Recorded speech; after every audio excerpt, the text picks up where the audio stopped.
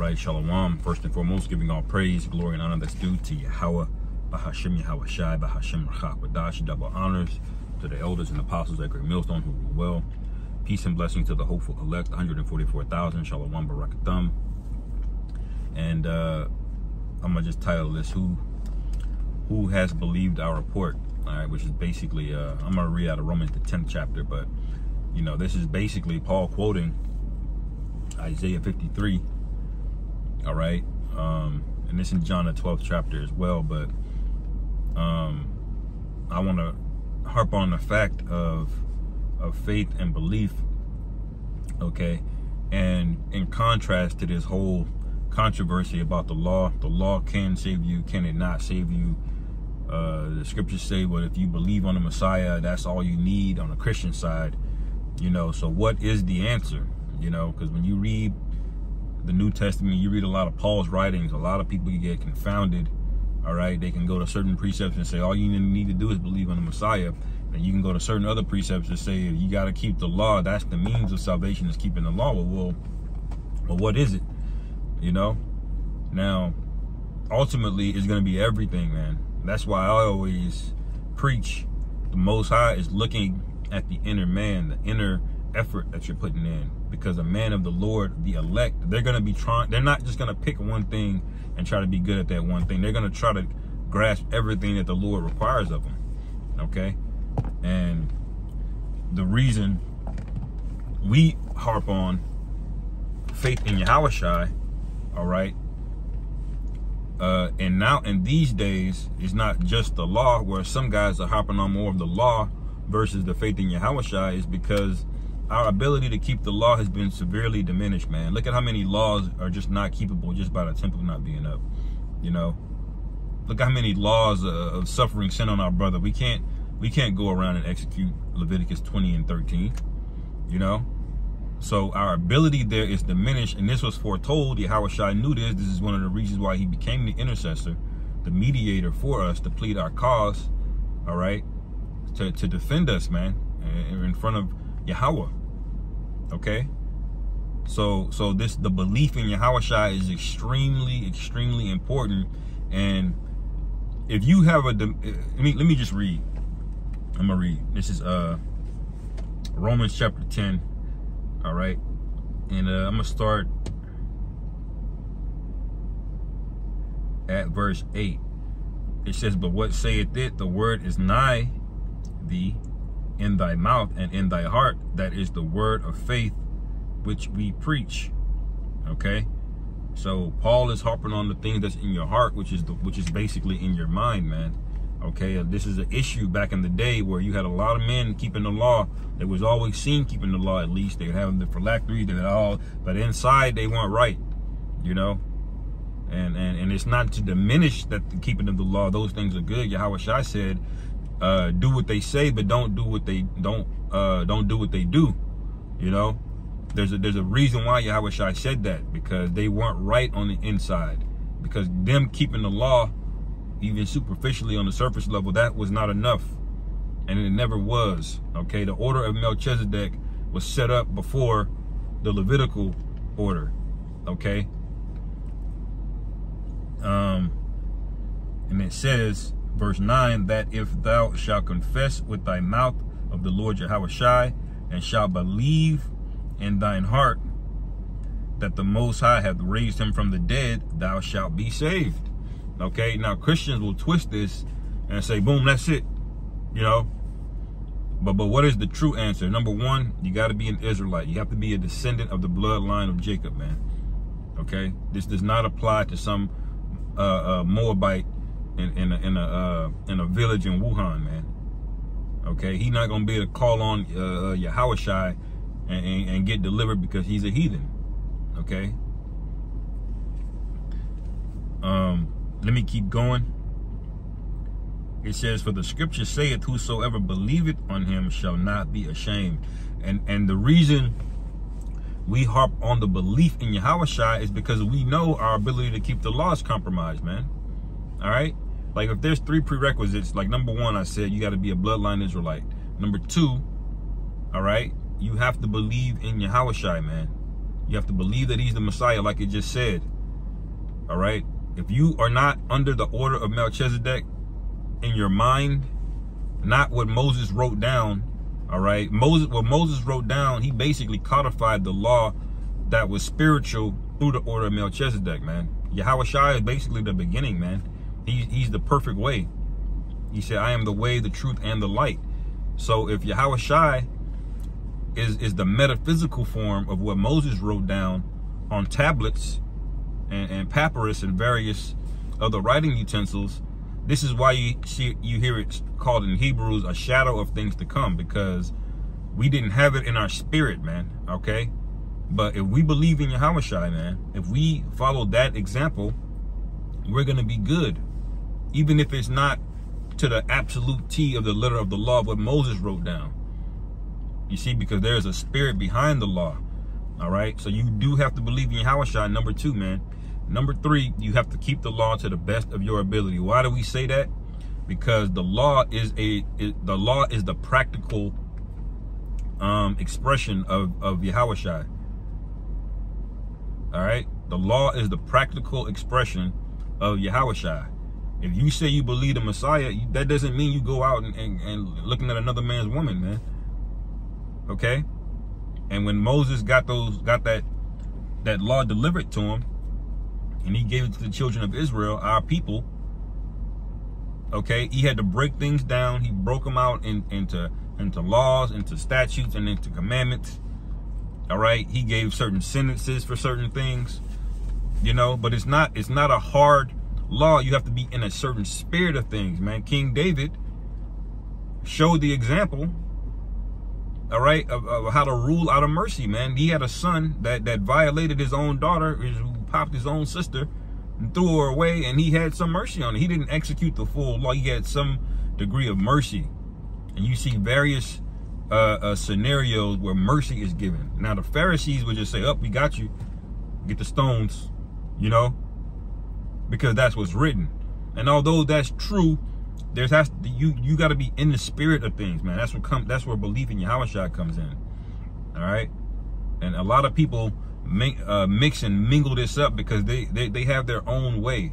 The Christians just want to think that you can just call on a name and be delivered with no effort, no works. You know, it don't work like that, man. If you believe on the Lord, that's gonna be reflected in your actions. Like I said, the law is a practical expression in your belief of Yahushua, man. And then that's why we're commanded to keep that law, because that law was written down to govern these fleshly bodies, man. All right. There's not going to be every way to commit murder written down. It's not. You're supposed to understand that unjustly taking a man's life is wicked. But the scriptures don't say you can't hit a man with your car. You see, that's the kind of nonsense that was going on with these different sects back in the ancient world, man. It wasn't written therefore, but they're not in the spirit of knowing what's right and what's wrong. Okay, because they're just reading to check off boxes. They're not in the spirit of living the ways of life. All right, and the Lord is getting ready to separate these individuals. These other groups that are preaching various things about the law can save you. The law cannot save you alone, man. All right. There are 3 prerequisites. Like I said, you got to be an Israelite. You have to believe in Yahushua, and you have to keep the law. All 3. Now, if you break this thing down, right, let's just say you got 12 points. This 12 is a spiritual number. All right. And of those 3 prerequisites, you can break them up into 4. Okay, the 12 is divisible by 3. So 4, if you're an Israelite, you get 4 points, because you either are an Israelite or you're not. Okay. And then number 2 is belief in Yahushua. If you believe him full on with all your heart, that's another 4 points. Now the law is the other part where you can get 4 points to get to 12. But what happened? Our ability to score 4 points is diminished. There's no temple. We can't execute judgment. Okay, we'll basically have to succumb to some form of adultery in this society, man. you know? So we can't even get 4 points on the law. We can only get like 3. So what does that mean for you to get salvation to get to 12? Your belief in Yahushua has to be heightened to offset it. That's all we're really saying. You know? The shortfalls that we have with not keeping the law, it has to be offset with Yahushua, man. And that's why we harp on so. That's why we say he's worthy to be praised and worshiped, man. Because of what he did for us. He gave us that leeway, that grace. You know? And the whole goal is to keep everything 4-4-4 in balance, but we're in a situation where the law portion cannot be kept to the absolute maximum. So our faith has to be that much higher in Yahushua, who is the beginning of truth, who's the beginning of everything, man. He's the beginning of the law. Okay? He was the law before Moses wrote down anything, man. And you going back to Leviticus and that's fine, but you have to realize the context of why that was written down that way and who it was given to. Okay? There's a reason for that. This has to be understood, man. Okay? It's too much confusion going around, especially with younger brothers coming in. Okay, that do not understand these things. And there's a reason Melchizedek showed up to Abraham, man. All right? He said, I am the priest. Okay? So when you read the scriptures, man, this should put things in context for you. You know, but let me keep reading. It says, for the scripture, verse 11, Romans 10, verse 11, but the scripture saith, whoso believeth on him shall not be ashamed, for there is no difference between Jew nor Greek. For the same Lord Yahweh over all is rich unto all that call upon him. All right, and this is talking about the circumcision and the non-circumcision. The Christians will love to say Jew or Greek. Well, if it's just Jew or Greek, well, what happened to the Africans? They can't get saved now? You see, that don't make no damn sense. When he says nor Jew nor Greek, is really delineating between the Israelites that grew up in Israel that kept our customs and the Israelites that didn't keep our customs. All right. Now Greek happened to be the foremost culture at the time, man, for the region. The Romans were in power, but remember the Romans came from the west over by Rome, and a lot of these provinces still spoke Greek. We kept a lot of Greek fashions. A lot of names in Rome had Greek names, man. You know? And we had a lot of Jakes out there, man. All right? And why is the Lord saying this? Because those men were so engulfed into the customs, a lot of them weren't even circumcised, man. That's a law. So he's giving you something to offset these shortcomings that we have because of what happened to us being scattered, us being these lost sheep. All right? It says, verse 13, for whosoever shall call upon the name of the Lord, Yahweh shall be saved. Okay? So ultimately, the Lord is looking at your mind, man, your spirit. Okay? If you're an adult man and you didn't get circumcised, that's not going to block you from the kingdom of heaven if you're a sincere brother. Okay? But other camps, other groups will have you believe that. Oh, you can't get on a chariot with... Well, wait a minute, man. Just because you were in a position to do it and the other man wasn't, that doesn't make you better than him. Okay? Should you try to keep the law to the best of your ability? Yes, but what is that? That's a reflection of your mind, man. The men that the Lord is coming back for, they're keeping the law not because it's just the law. They're keeping it because they love the Most High, man, because they want to do the best to please the Most High. But we're not always going to be able to, man. That's not an excuse to go off and do whatever you want. You should be putting your best foot forward is the point. All right. And it says, verse 14, how then shall they call on him in whom they have not believed? All right. So a lot of these guys, the more you see a guy harping about the law, I want my friend to work. I do this and blah, blah, blah, blah. The more you see them bragging about the law, it's almost an inverse relationship with their belief in Yahushua, because you're overcompensating for something, man. All right. You're boasting on something that you can't keep anyway. The reason you're boasting on it because your faith is not really where it needs to be. And we're going to find out. Everybody's going to get tested, man. It doesn't matter if you kept the law perfectly to the T. You could build your own temple and keep every single law perfectly, man, in your own land. If you don't have if your mind is not right, if you're like those Pharisees, you're going to be destroyed, man. This is why the Lord largely left the elect a mystery. It ain't something that you can just, you know, you can just see right off the bat. You have to try man by his spirit, man. You're not going to get on the chariot by a technicality, man. All right? The Lord already pre-selected his men. All right? It says, and how shall they believe in him whom they have not heard? And how shall they hear without a preacher? Okay? And you have to be careful of the preachers that you're listening to in this society, man. You know, they're pushing laws and laws and laws. You got to wear your fringes. You got to wear fringes. Then turn out the niggas selling fringes, man. So, you know, is this a conflict of interest? You know? Because if you focus on the man, his mind, he has that belief, guess what? The result of that, he's going to want to keep the law. He's going to want to do it to the best of his ability, but he's going to do it through wisdom. Okay? You're not just going to run out there and put a Momo to death, man.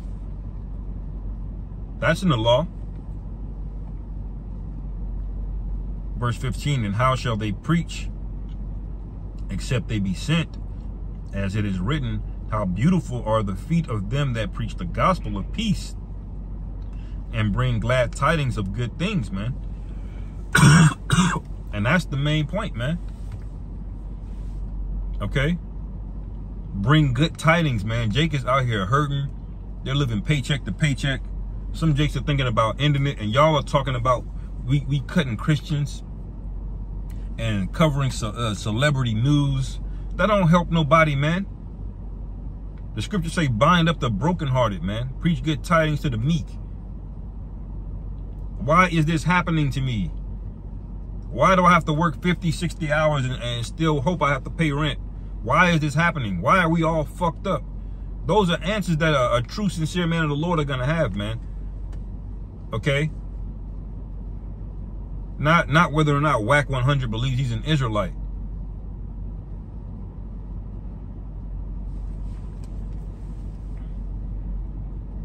And it says, verse 16, but they have not all obeyed the gospel. For Isaiah saith, the Lord Yahweh, who hath believed our report. Okay? So then faith cometh by hearing, and hearing by the word of the Most High, man. All right? So do y'all really believe in this thing, man? You know?